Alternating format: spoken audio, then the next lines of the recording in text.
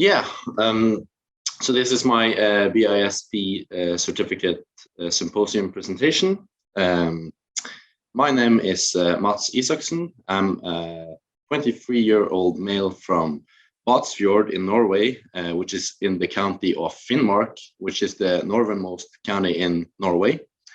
I'm currently studying business, innovation, and marketing on the University of Tromso, the Arctic University of Norway. And my topic is on the celebration of entrepreneurs and their impact in society today in the Global Economies and Entrepreneurship Certificate. I chose this because I'm very interested in entrepreneurship and innovation. Early on in the semester, I got inspiration from Sociology 121, which is innovation and entrepreneurship, where we learned about the celebration of entrepreneurs. So I wanted to further research that topic. And I'm also really interested in Elon Musk as a person and his activity on social media and television and in the press.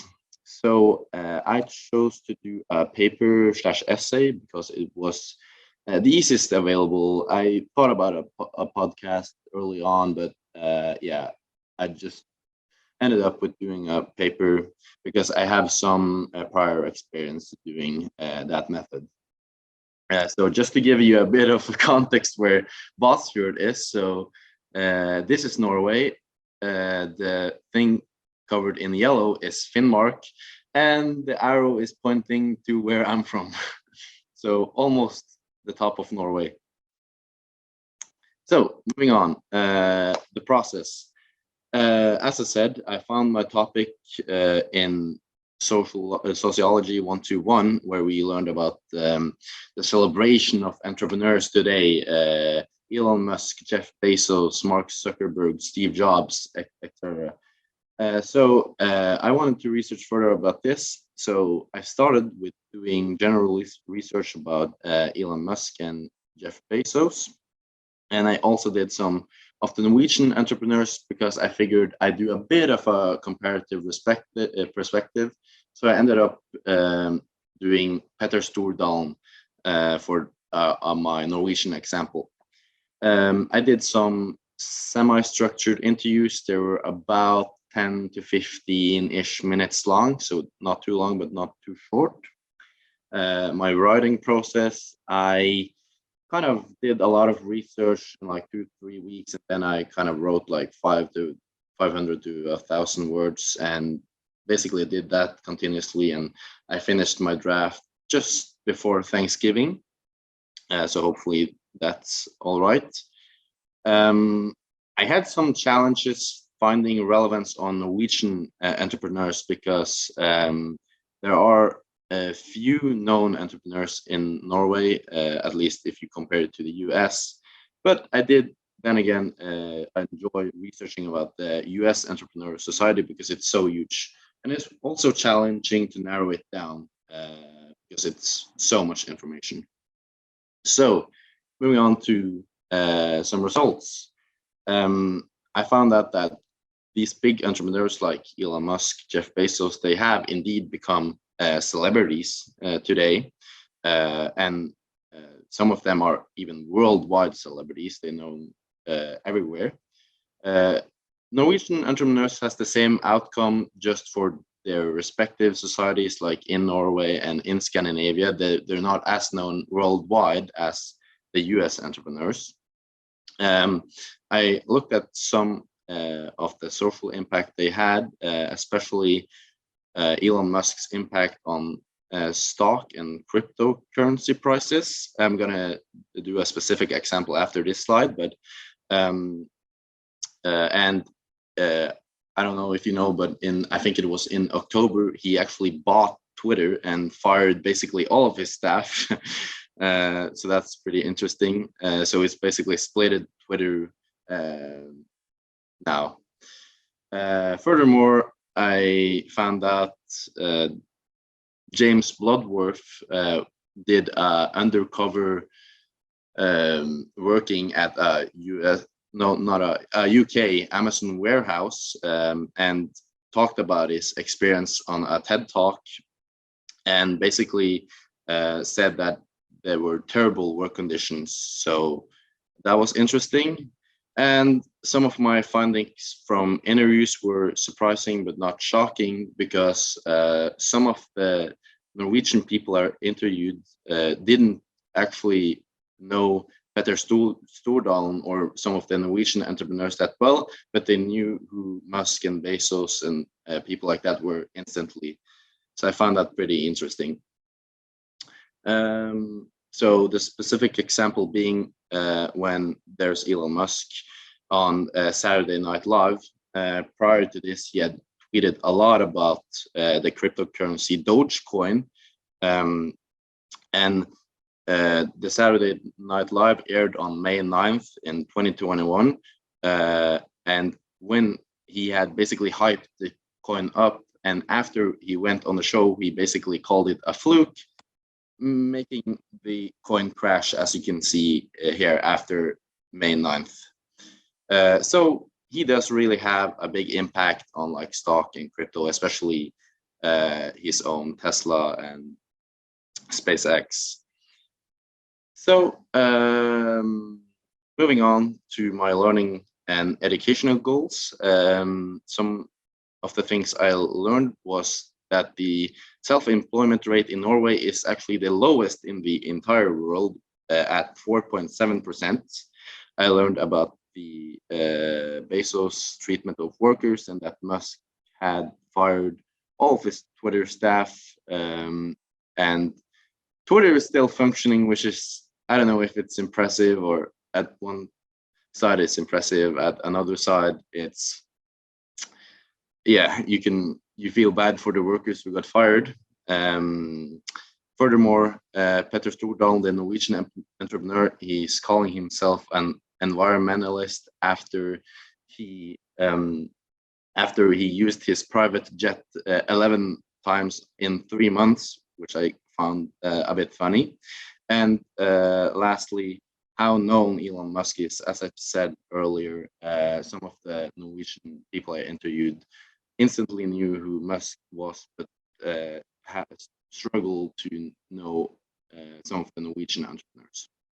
So this project has really prepared me for my bachelor's. When I get back home to Norway, I'm going to do my bachelor's. I think it has potential for further research, because this is very like open-minded, so you could maybe narrow it about a bit down and yeah, do further research on it.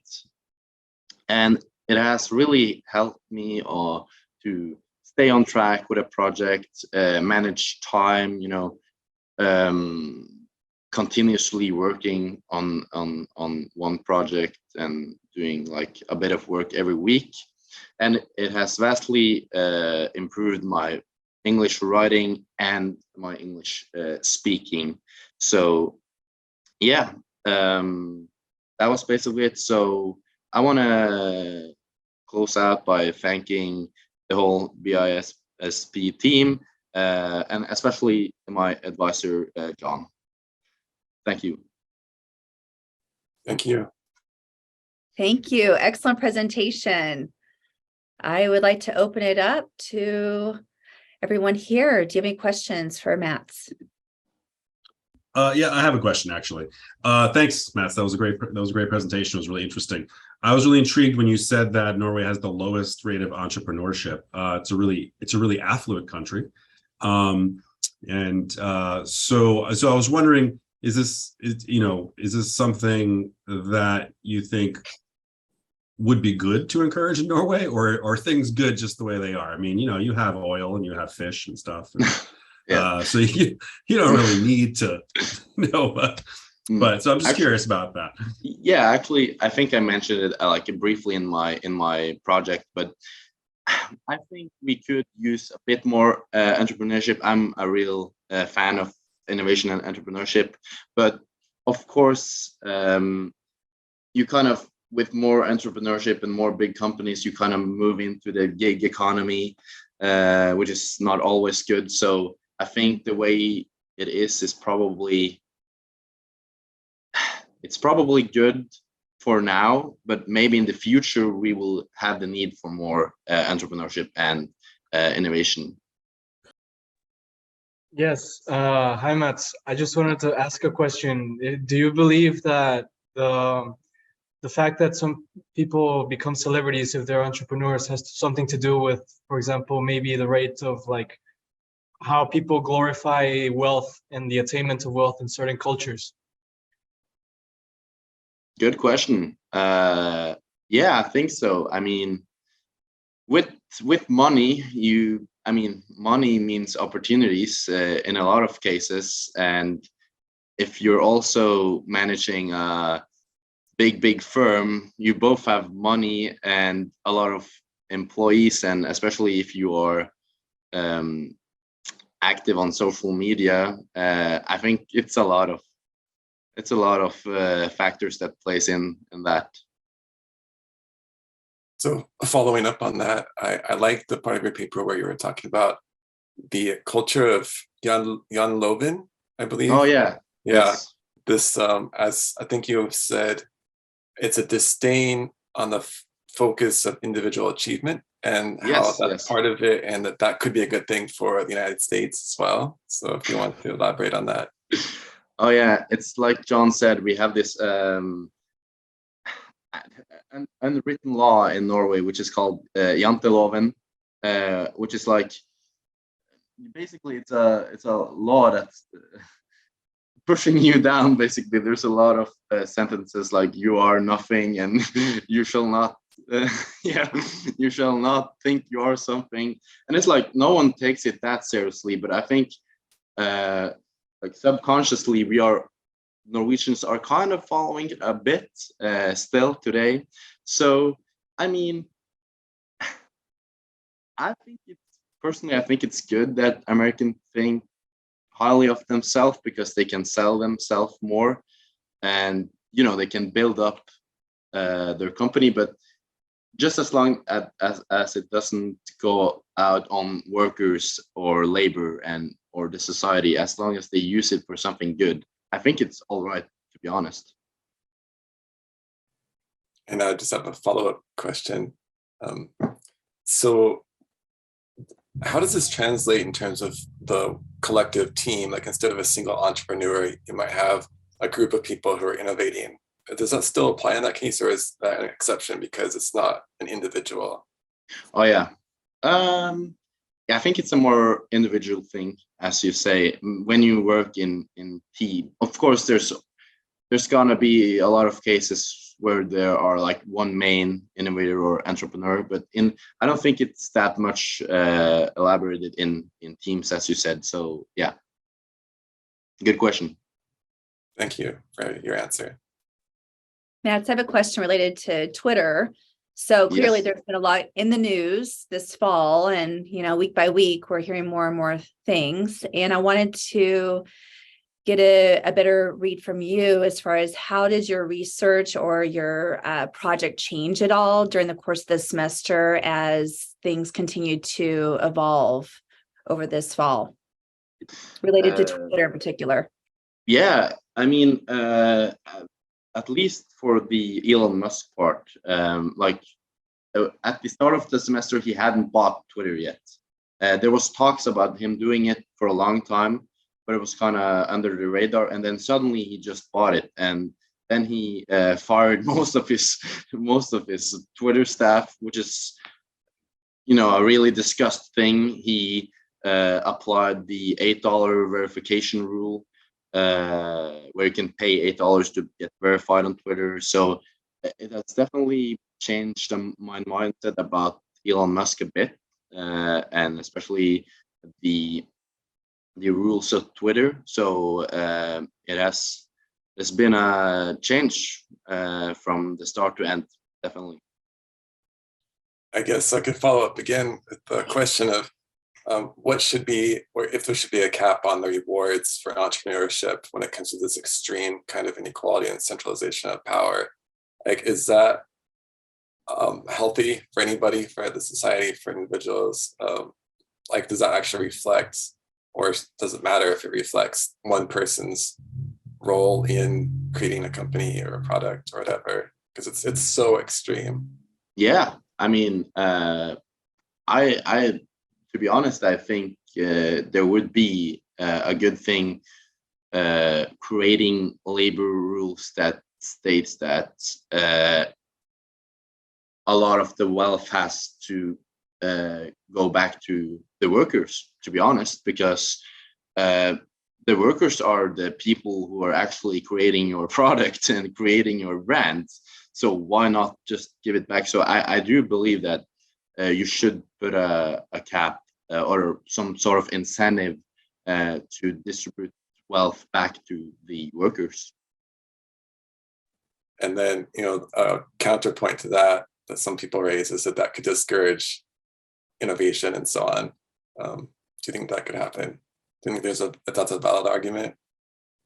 I mean, it's a valid argument. I just think that everything has to come with a limit, of course. If you limit that incentive or cap enough to the point that it's both generating entrepreneurs and generating workers, I think it could be a good incentive. So it depends on the regulations and limitations that incentive have. Wouldn't it be cool if people are motivated to innovate based on producing something for the collective good and had nothing to do with personal power, or money, or fame? Yes, I totally agree. Like, it seems like in the US, it's like you basically you have a high entrepreneurial rate because people are trying to survive here, and in Norway, I think we have more of the social entrepreneurship, especially starting at the young age. We focus a lot about social entrepreneurship if we are taking that path. One quick question, piggyback on to what John was saying, Matt. I think you mentioned that the social entrepreneurship starts at a young age. Would you be able to dive into that a little bit more of what you mean by that? Okay, so in Norway we have this company called Young Entrepreneurship. It's just called that, and they start in elementary school. They come and have this program, and they do it in middle school. They do it in high school, and later on in high school you can choose a class that is named entrepreneurship and company development, where you start your own youth company, and you run it for a year, and you do the thing after the year after your second and third year of high school. So it starts as a really young age, and there's a lot of money going into young entrepreneurship. So I think that's really good. That's fascinating. I had no idea. Thank you for sharing that. And of course, for your fantastic presentation. Are there any last comments or questions before we transition to our next presenter? I'll ask a question. I cannot name any single Norwegian entrepreneur. I apologize. Once they become space billionaires, maybe I'll know their names. So as far as I know, nobody else is launching themselves into space.